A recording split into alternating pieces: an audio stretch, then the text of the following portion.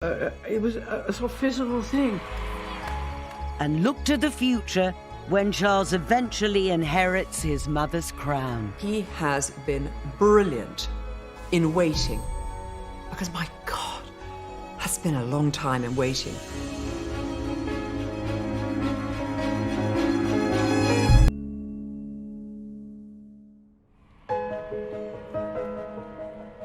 Queen Elizabeth II is the ultimate matriarch. At 93, she's Britain's longest-serving monarch.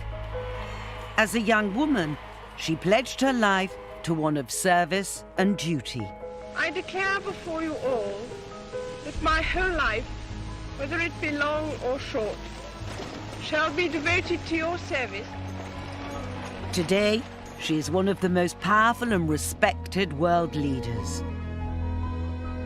So how has the Queen managed to adapt to the changing decades? And what qualities will Charles need to make the crown his own? The Queen's discretion, I think, is her secret weapon. She very, very, very seldom puts her foot wrong. I don't think she would ever pull herself up to her full height. She's just not that sort of woman.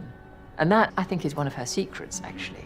Poise, dignity, gravitas, immense stamina. It is a 24/7 job. It's not one of those jobs that you can say, oh, I'm not going to work today. My lords and members of the House of Commons. As head of state, much of the Queen's work requires a serious, steadfast approach. The Queen works every single day of the year, and when I say work, they are her red boxes. Red boxes have government papers, and she doesn't get these boxes once a day. She sometimes gets them 3 times a day. Yet those that know her reveal she has a much more mischievous side.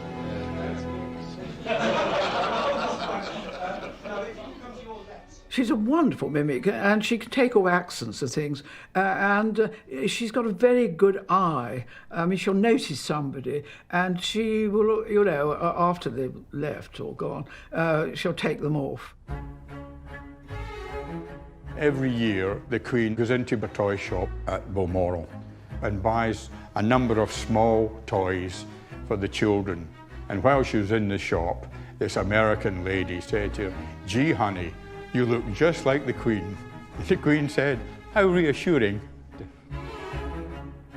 Royal photographer Ken Lennox has photographed the Queen for over half a century. He's seen how the Queen's dry sense of humour has carried her through some tricky situations. It's the Queen talking to her shepherd, which she did once a year, and he would relay to her how the flock had gone that year, and he would address her in a very, very thick Aberdeenshire accent. It actually has a name for the language called the Doric. And the Queen is laughing because she can't understand a word that he was saying to her. Central to the Queen is her sense of duty and service. And as guardian of nearly 1,000 years of British royal history, she knows the power that legacy wields. The magic of castles, carriages and crowns is enough to seduce any world leader. She's met pretty much anyone and everyone of substance from the middle part of the 20th century onwards. She is absolutely part of an international landscape in a way that no other world leader is. She recognises, I think, that she is not famous because of who she is, but it's because of what she is. She knows all these world leaders are coming to meet the monarch. Therefore, she is able to be utterly, utterly professional. That professionalism was tested during Donald Trump's first visit to the UK as president in July 2018.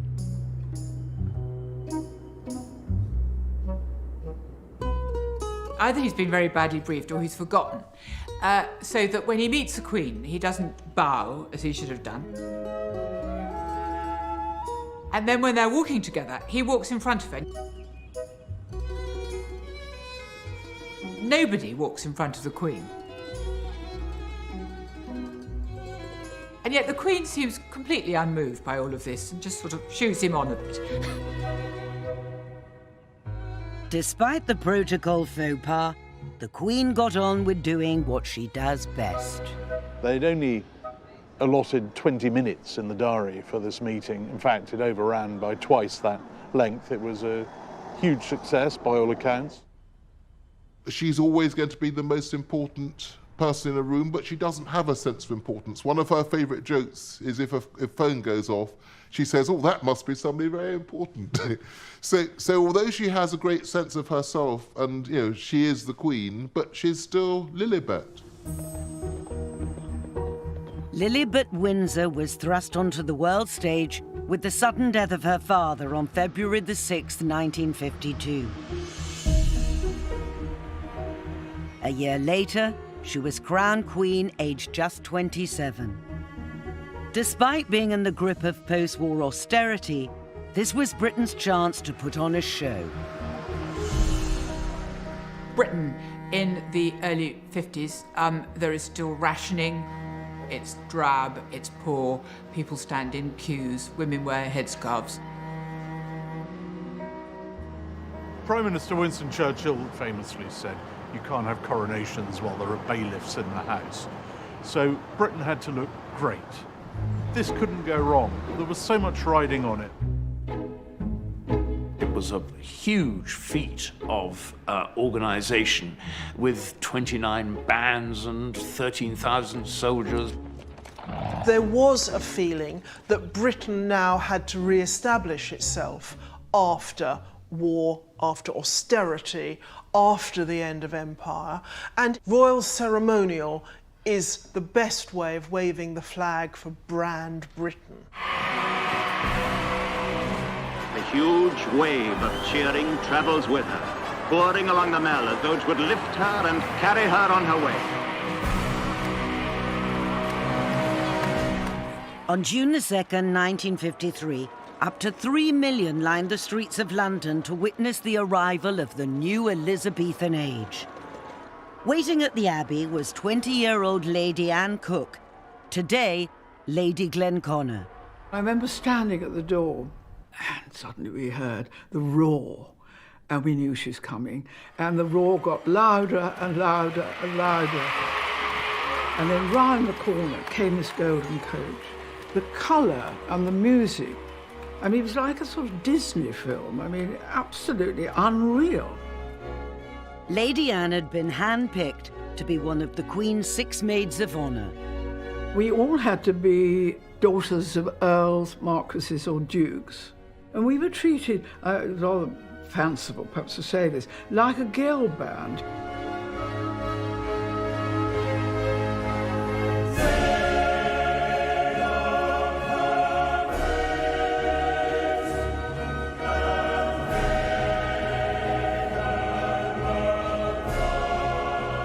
There I am, the little one, almost touching her.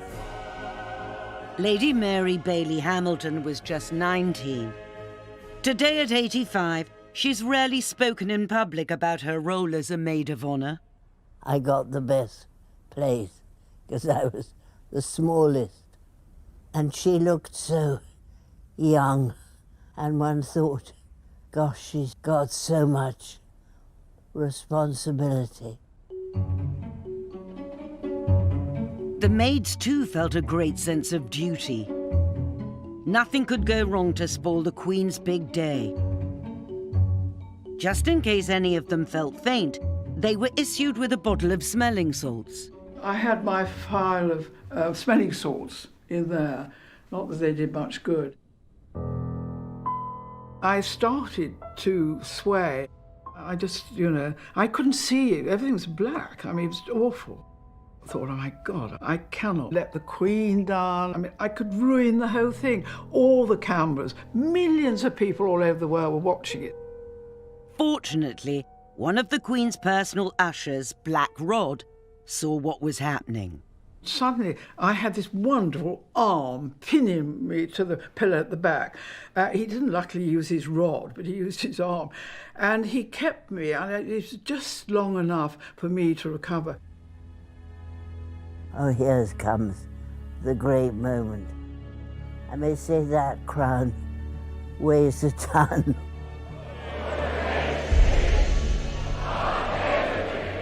We all thought we were part of history.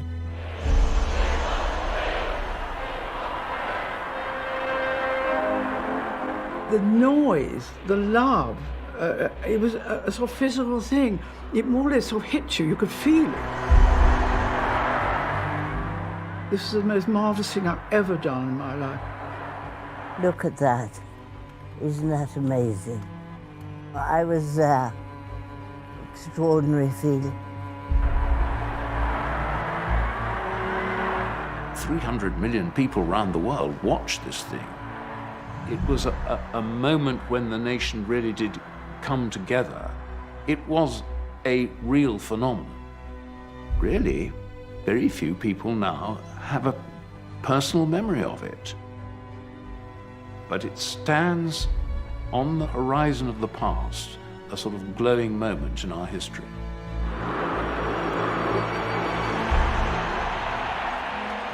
Since the coronation, the diminutive Queen has emerged as a giant on the world stage. She has met almost every world leader in the past 67 years, although not all were warmly welcomed. For the first and only time in her life, she actually hides in a bush in the palace garden to avoid her own guests.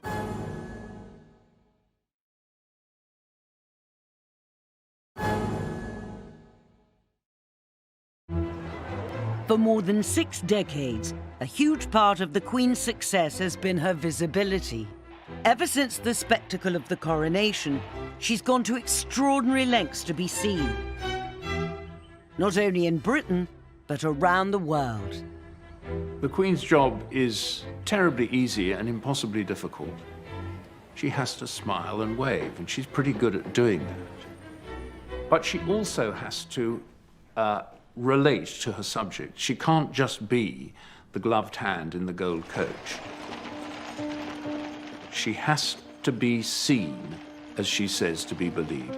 She knows that people have come to see her. She knows how important that is. She recognizes that there's something that is a big deal in people's lives, something that they will talk to their children and their grandchildren about the day they met the Queen.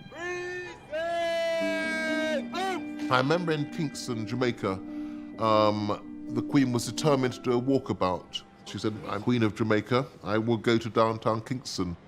So she began this walkabout, and the ladies are saying, nice, nice, nice, and they're putting their arms around her. I'm afraid the bodyguards practically lifted her up and threw her into the back of the Land Rover. But she wanted to be seen, and she wanted to meet the ordinary people. Wesley Kerr was royal correspondent throughout the 90s. He regularly accompanied the Queen on overseas visits. She knew that my father was in Jamaica, so she said, did you see your father, Mr. Kerr? And I said, yes, he came down and and he said, did he see me? She wanted to know that the work that she was doing was having a reaction. One of the Queen's secrets is her trademark block colour outfits. At a little over 5 feet, she's learned how to stand out in a crowd. Once upon a time, monarchs were very identifiable because they were wearing crowns and they had jewels and they were sitting on thrones. That is no longer the case. People are going to queue up behind barriers and wait for hours for a glimpse of their monarch. Then she's got to be looking the part. And the Queen looking very bright and summery in turquoise and yellow. Where clothes are concerned, it matters terribly to her. Margaret Thatcher made an extraordinary overture to her when she became Prime Minister. She asked her whether she should consult the Queen about their dresses not clashing. And she got a very chilly note back from the palace saying, "The Queen does not notice what other people are wearing." She's got to stand out. That's why she does wear primary colours. That's why you will see the hat in a crowd of thousands, and that's for a very good reason. As she once said to one of her dressers, "I can't wear beige because no one will know who I am." The Queen's eye for making a statement goes right back to her coronation. Her dress, which took 8 months to create, was embroidered with flowers from both Britain and the Commonwealth in gold and silver thread.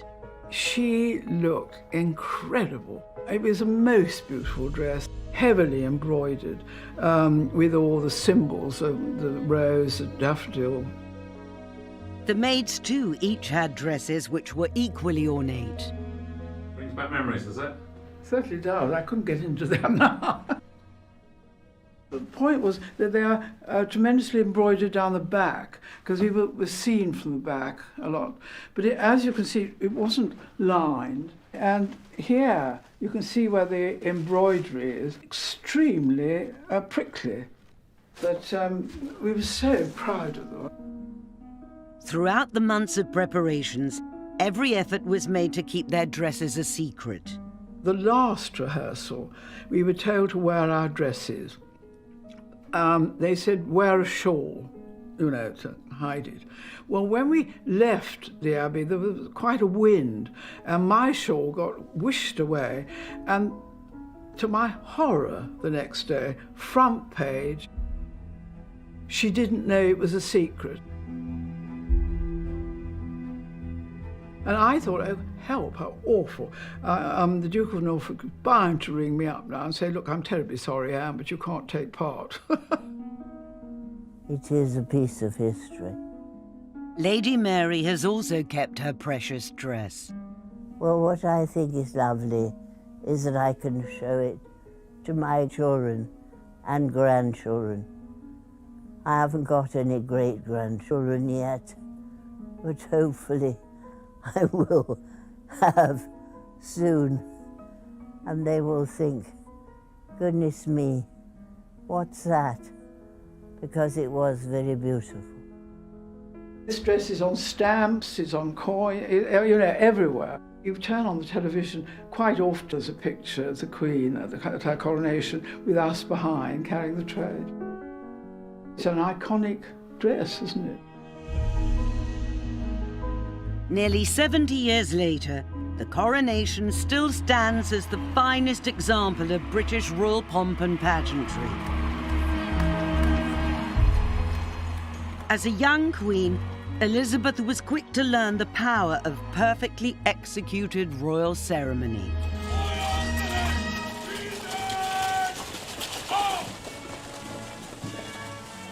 It doesn't matter who you are as a head of state, it's still a very big deal to be invited by Queen Elizabeth II to be part of the great British royal pageantry, to be in a carriage with her, to be the guest of honour at a state banquet. It's one of the great tools, if you like, in the British diplomatic armoury. The Queen pays the most extraordinary attention to detail. She cares passionately about the accommodation that visiting heads of state will have. She will inspect the rooms herself. She will choose what books should go by their bedside. When she gives a banquet, she will inspect the table, and everything is done with a tape measure. She is a very, very accomplished hostess. While it is the Queen's job to wine and dine, it's not her job to choose her guests. That's the preserve of the government of the day. And occasionally, the guest list has caused considerable panic at the palace. Yes, indeed.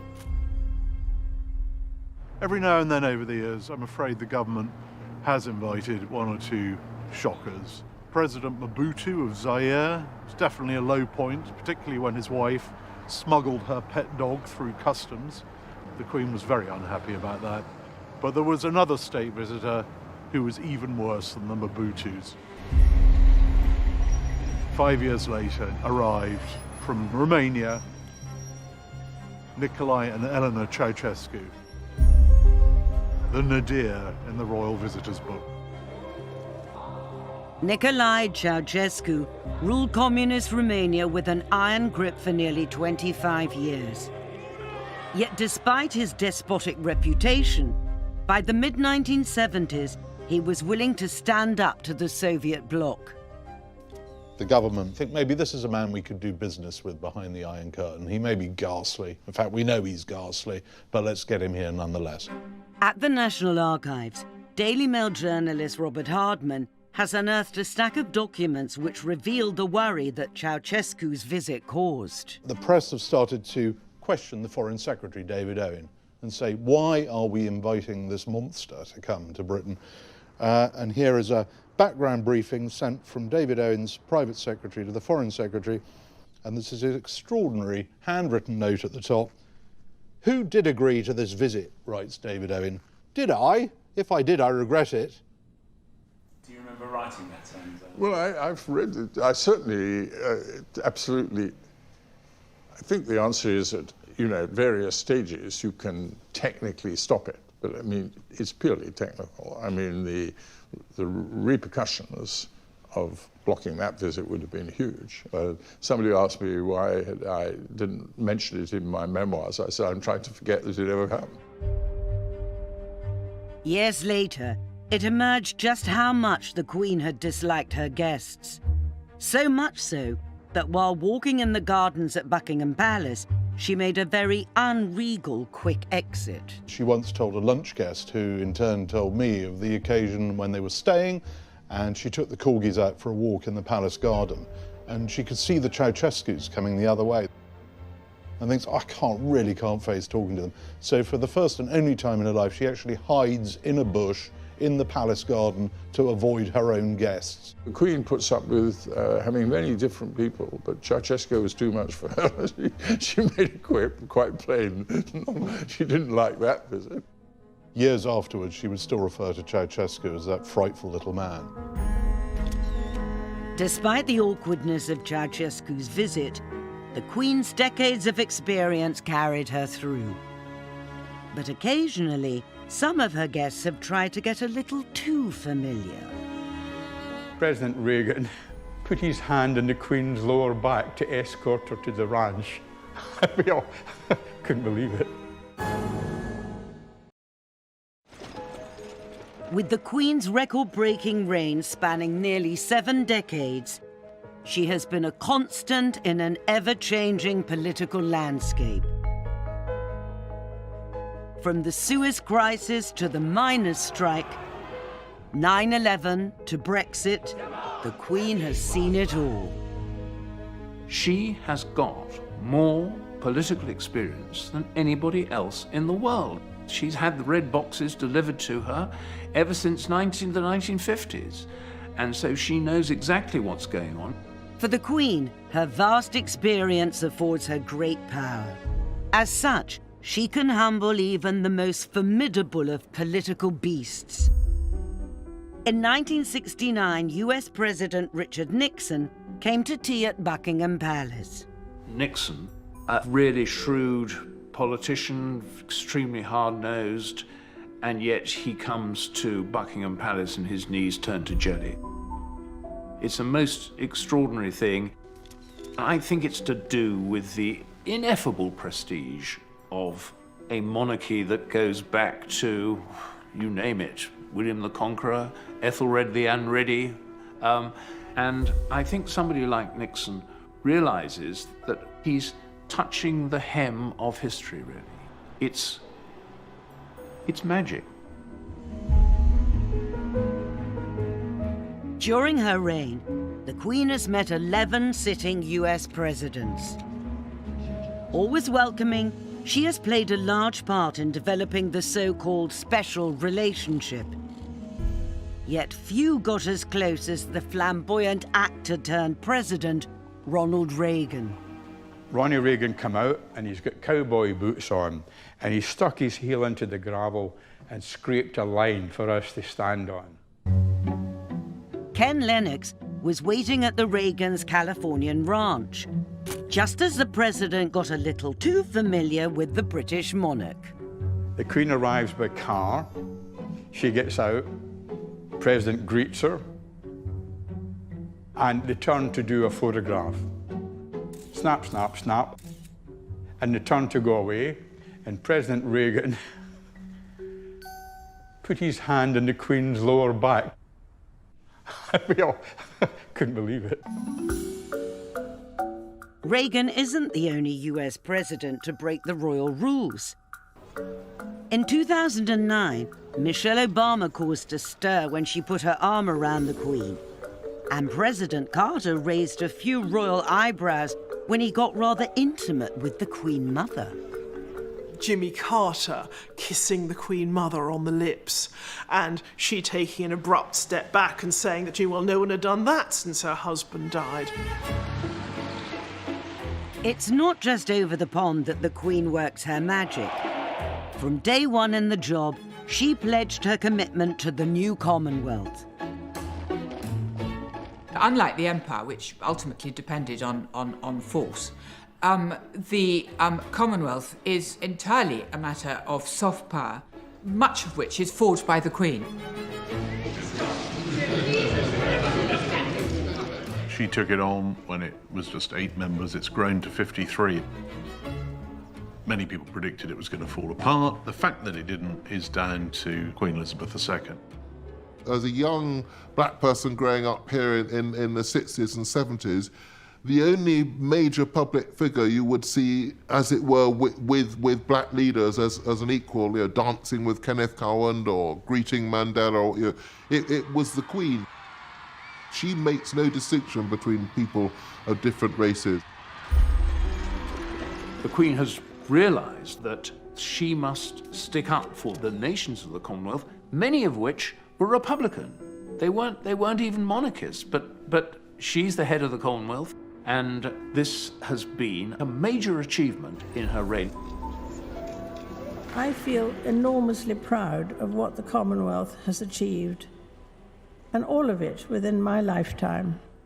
Prince Philip called her the psychotherapist of the Commonwealth, that she knows all the leaders, she hears their problems, and they see her as a kind of mother figure. Mother, wife, Queen. The job requires Elizabeth to play them all, and much more besides. Yet despite being the most famous face on earth, being monarch can be an isolating job. You are guardian of a whole heap of secrets you can't even share with your husband. You spend a lot of time with strangers. You are expected to know exactly why you're somewhere, why the people you're speaking to are there. I think it's a very lonely job, a very lonely job. But the Queen has a secret weapon, or as she put it, her strength and stay. Prince Philip, her dashing naval officer whom she married in 1947, has stood beside, or more accurately behind her, for over 70 years. He's not the kind of man you'd expect to follow a few footsteps behind someone else. Very forthright, but he attended to the Queen. He represented her. He did everything that he could to help, and he calls her Cabbage, for goodness sake. Can you imagine calling Queen Cabbage? Ken Lennox was on the wrong end of Prince Philip's forthright approach when he tried to photograph him twice in one day. He spotted me out the side of his eye, turned his head round, marched over to me and said, "Has my face changed so bloody much in 4 hours that you need to re-photograph it?" I just stood there, petrified. Yet despite Philip's brusque nature, when called upon to do his duty, he was the first in line to swear his allegiance to his new Queen. Philip, Duke of Edinburgh, who with his hands between the hands of the Queen becomes her liege man of life and limb. This is the moment where he is subordinating himself and his role to supporting the Queen. He is dedicating his life not just to her as husband, but as defender, as her number one, if you like. The Duke of Edinburgh, I think, wanted to make the coronation wonderful for the Queen, looking after, but he was a bit fussy. We had been trained absolutely by the Duke of Norfolk. We knew exactly what to do. But I remember him coming out, saying, Anne, you better lift that up or do something, you know. And he wanted, I think, to be part of it, you know. And secretly, one was sort of thinking, oh, do wish he'd go away, you know. we know what to do. After the coronation, the Queen and Prince Philip undertook a marathon 6-month tour of the fledgling Commonwealth, becoming the first ruling British monarch to set foot in Australia and New Zealand. Her arrival sent the locals into a frenzy of patriotic fervour. This is the first time that I have spoken to New Zealanders in their own homeland. There was something almost medieval about that coronation tour. People were completely carried away. There was one town where they'd made a very special red carpet for the Queen to walk along, and after she left, no one could agree what should happen to it. So they cut it up into tiny pieces, and everyone in the town got a tiny piece of the carpet as a souvenir. In another town, everyone wanted a piece of the royal loo paper in the hotel that had been set aside for the royal rest stop. So each person who queued up, and they queued for a very long time, was each handed one sheet of loo paper. Everyone's always pleased to see the Queen, but that country, they pulled out so many of the stops. Some sheep farmers even dyed their sheep red, white and blue. Since the coronation, the Queen has visited well over 100 countries. Today, she is the world's most travelled monarch. To an outsider, it might look like a dream job, but those in the know tell a different story. The royal tours are so organised, you wouldn't believe it. And it's minute by minute. I'm not exaggerating. 9:46, the Queen will arrive to open a new station. 9:49, the Queen will meet the Lord Mayor of such and such. 9:53, the Queen will get into the Royal Land Rover. 9:57, she'll arrive at the park. She will stay at the park for approximately 9 minutes and will receive a bouquet, and so on and so on. It's minute by minute. It's hard work, it's relentless work. I remember in 3 weeks in the Caribbean, she never seemed to sweat. Or I think perspire would be the word, or glow perhaps. She never glowed, never seemed exhausted. With so many people to meet and greet, sticking to the programme is essential. And while the Queen has learned to take her timetable seriously, there have been other royals who haven't always played by the rules. It's very important in these circumstances you do not panic. Linda Chalker was Minister of State for Africa and Overseas Development between 1989 and 1997. She organised several royal tours, including a trip to Nepal where Princess Diana went missing in action. One evening, when we had gone to bed, there was a knock, knock, knock on the front door. Did I know where the princess was? I said, what? She decided, having been invited by the Crown Prince to go out in his motor sports car, to go out with him. He had the roads closed off, and they had a little trip round the roads of Kathmandu. When the errant princess returned, she was unscathed but unrepentant. I said, that was a bit risky, Ma'am, wasn't it? It was all right, she said. It was fun. It's important never to panic, if you can avoid it. Now aged 93, the Queen has more than done her duty for the nation. But what does the future hold for the crown? We're not anything like prepared. Impossible act to follow.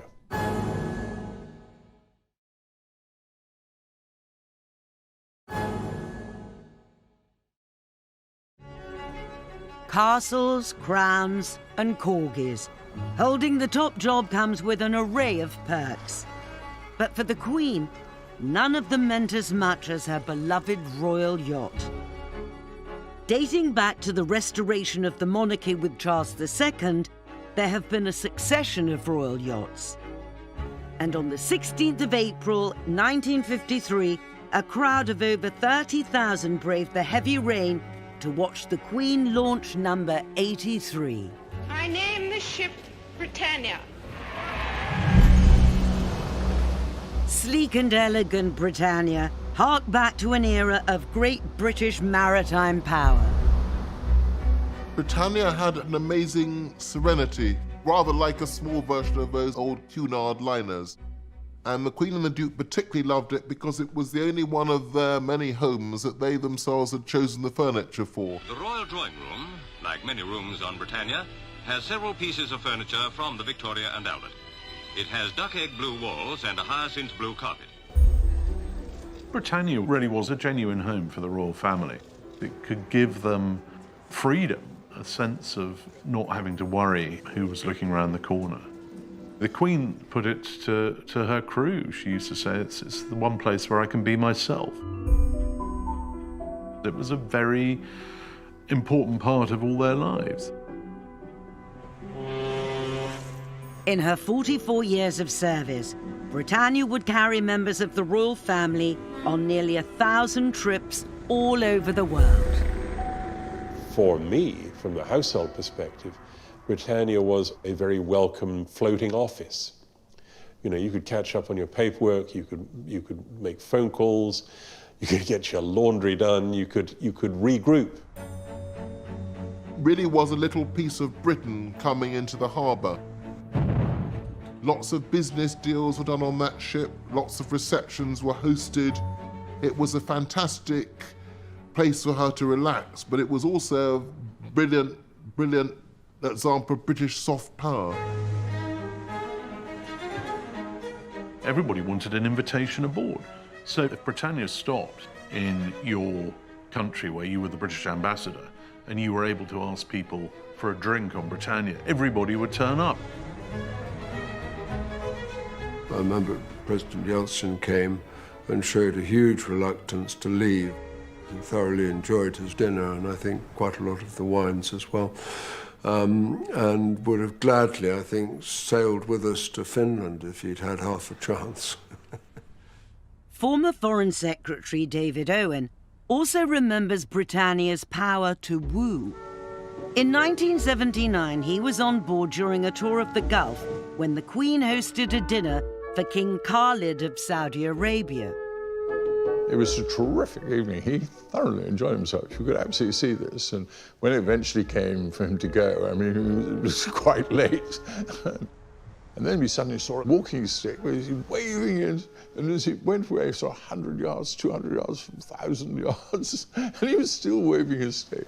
And he had the time of his life. So there's no doubt about it that it gave the monarch's visit something very special.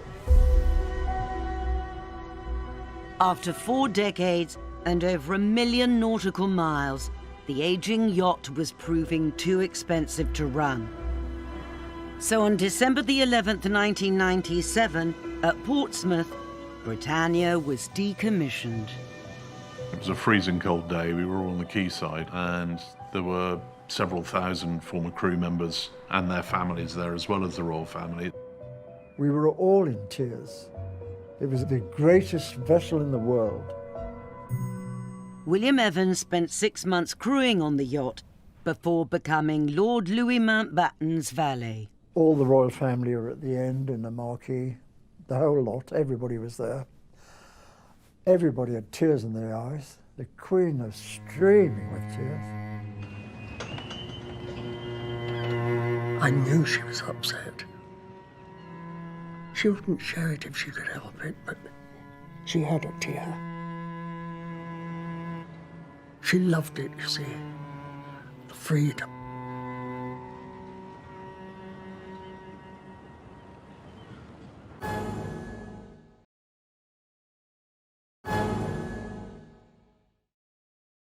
Britannia's decommissioning signalled the end of an era. At 93, the Queen has ruled longer than any other monarch in our history. But unavoidably, there will one day be a change of reign. I fear that we're not anything like prepared for the end of the present Queen's reign. So whatever follows is inevitably going to be a bit of an anticlimax. Oh, dig that crazy rhythm. Crazy, you insane. Right. Prince Charles will be king, and he will be the best prepared monarch that this country has ever had. Charles has spent much of his tenure as Prince of Wales being outspoken on a range of issues, from homeopathy and politics to the environment and architecture. What is proposed seems to me like a monstrous carbuncle on the face of a much loved and elegant friend. He's written his spidery letters to ministers asking the sort of questions that we would want answers to. But he won't be able to do that when he becomes king, because constitutionally he'll have to keep his mouth shut. Diana very famously said, "I don't think he should be king." Charles has too many servants, spends too much money, whereas the Queen has always been frugal. I mean, stories about Charles's bed being taken to a house that he's going to spend the weekend in and stuff like that. He denies some of them, but everyone involved says, yes, he does. Charles's personal life, too, has often dominated the headlines. He's got a lot of uncomfortable baggage that the Queen never had. She emerged absolutely pristine onto the throne. He has had a very rackety past. He could do the crucial thing which a monarch shouldn't do, which is to divide opinion rather than unite it.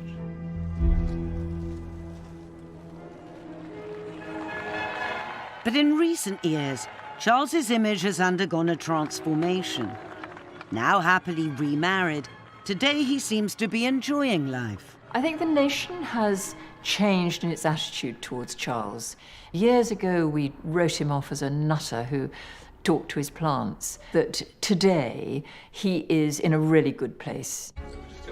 He has once again got back his joie de vivre. Aha.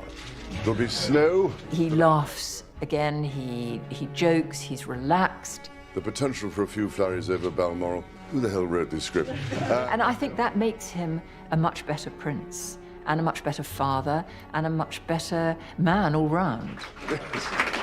You take someone like the Prince's Trust, which he started with the contents of his Royal Navy pension in the 70s, and it's become now the largest charitable network in this country.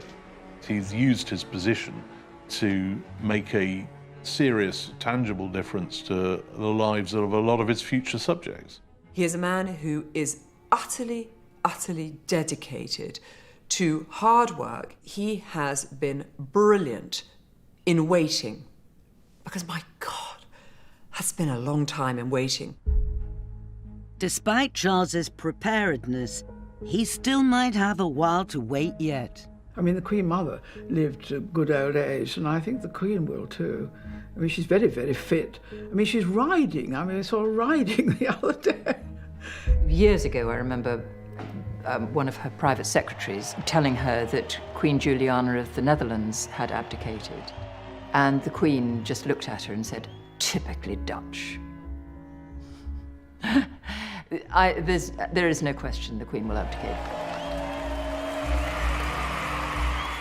Queen Elizabeth's record-breaking reign has spanned nearly 7 decades of extraordinary economic, technological, and political change. In that time, she has had to balance love with duty. You're not just marrying a person, you're marrying a job. Seen fairy tale marriages become the stuff of nightmares. We were living a lie. We were covering up for the fact that the marriage was dead.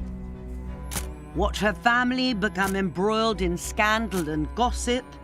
Princess Margaret was so much younger than him, and people were very shocked. They felt he'd taken advantage. And suffered great personal tragedy and loss. The flames seemed to be 200 feet high. You could see it in her face. The emotion was palpable. Yet through it all, Queen Elizabeth II has remained resolute. So much so that whilst around the world other monarchies have fallen, the British crown has not only survived, but thrived. Today, the future of the House of Windsor seems assured. It is an institution that works really well for this country because it is set apart from the grubby business of politics. As King Farouk of Egypt said, shortly before his own throne went south, very soon there'll only be 5 kings left: the kings of hearts, spades, diamonds, clubs, and the King of England.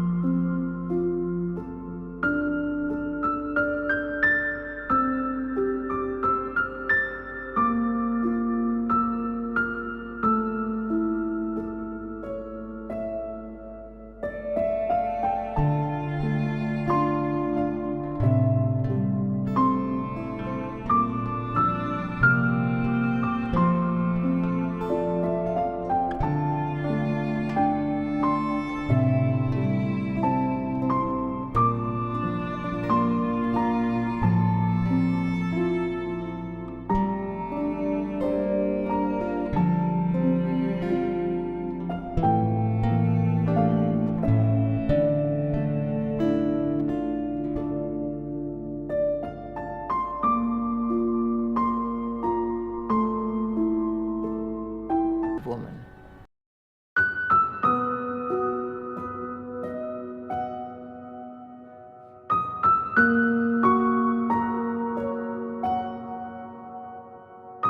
Thank you.